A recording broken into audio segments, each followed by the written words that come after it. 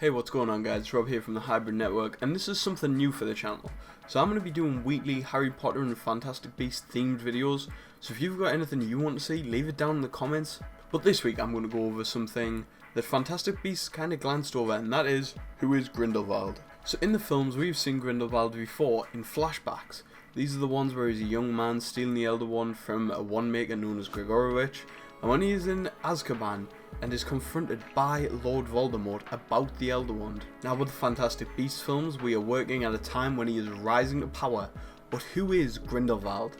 So he was born in 1883 and he went to Durmstrang Wizarding School, and guess what? He was a bad lad, breaking rules and doing things that are frowned upon. Then it gets worse as he found out about the Deathly Hallows after he was expelled for being a real naughty boy. And if you don't know what the Deathly Hallows are, I'll go through the tale of the three brothers in a separate video, but real quick, it's the most powerful wand, a stone that lets you see dead people, and an invisibility cloak. Now it's easy to understand why someone who doesn't have their head screwed in right would be obsessed with these artifacts. For example, Hitler loved a good bit of folklore and was on the look for ancient artifacts that wielded immense power. So later down the line, while they were both still young men, Grindelwald and Dumbledore met, and they became good friends. In fact, J.K. Rowling came out and said that Dumbledore is gay, and he had feelings for Grindelwald. Now many people speculated that they were in a relationship, and J.K. Rowling said that Grindelwald was more of a user. He would see the weakness in people and exploit it. So he would have seen this in Dumbledore and tried to make him and use him.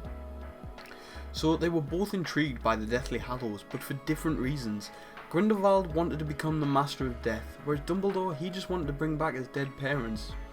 One of the things they had in common is that they didn't want wizards to be a secret anymore, but they had different ideas of what they would do after. Grindelwald wanted to overthrow the humans and rule them as an autocratic leader, whereas Dumbledore kinda just wanted to live peacefully and have peace. Ariana, who is Dumbledore's sister, didn't have a good time and repressed her magic, a lot like Bullcut in Fantastic Beasts. You know who Bullcut is, right? He's played by Ezra Miller with what I'm convinced is the worst haircut committed to cinema. So she may have been an obscurial, it's never said. Anyway, Aberforth, who is Dumbledore's brother, got the knowledge of Dumbledore's idea of the New World Order and went to stop them. This led to a confrontation between the three, and Ariana was caught in the middle and died.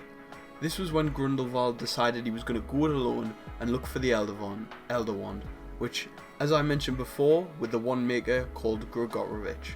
And boom, he's now the most powerful wizard, which means he has more followers for his revolution. And that's where we are in Fantastic Beasts now. And you've seen the film and you know what happens. He assumes the identity of Colin Farrell or Percival Graves in the film. As we can see in the film, he is still hunting for all of the Deathly Hallows, from the necklace that he carries around. However, we never see the Elder Wand in the film. Now it's not said why, but my opinion is that Grindelwald is too smart, and if he was to use the Elder Wand all the time, it would only put more of a target on his back, and because he's assumed the identity of someone else, he would really stick out like a sore thumb. So we find out at the end that he looks like Johnny Depp, but with blonde hair, and he mumbles something that I've found a lot of people saying they didn't understand, not because it was cryptic, but he was just a bit too quiet. So he's sentenced to death, and then that's it, he's gone, donezo, end of story. I've been Rob from the Hybrid... not really, I'm just kidding. We've still got like 3 more films, and they'll most likely focus less on Newt Scamander and more on Grindelwald and Dumbledore's relationship, and how he's going to try and start this war. Anyway, what did you think of the video? What would you like to see in the future? Please leave a like, subscribe, and goodbye.